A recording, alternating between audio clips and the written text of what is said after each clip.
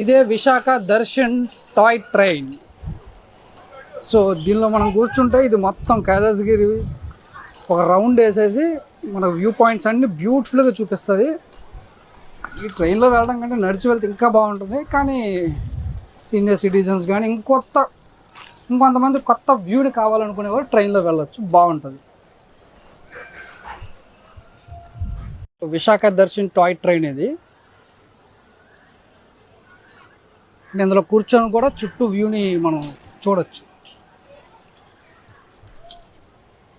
So లోపల seats అన్నీ కూడా మన నార్మల్ బస్సెస్లో ఉండేటట్లుగానే ఉంది. కాకపోతే రైట్ నా ఇదైతే వాడట్లేదని చెప్పారు. ప్రస్తుతానికి ఈ ట్రైన్ అయితే యూజ్లో లేదు.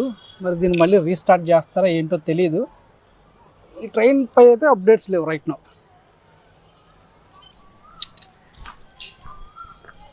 ఇంతకు ముందు అయితే ఈ ట్రైన్లో వెళ్ళేవారు, చూడడానికి బాగుంది, వెరీ నైస్, వావ్.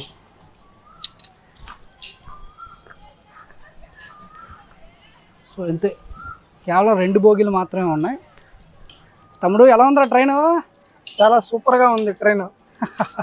రియల్గా ట్రైన్ ముందు కదలకపోయినా నిల్చొని ఒక ఫోటో తీసుకోవడం అనేది నాకు సెల్ఫ్ సాటిస్ఫాక్షన్. చాలా బాగుంది.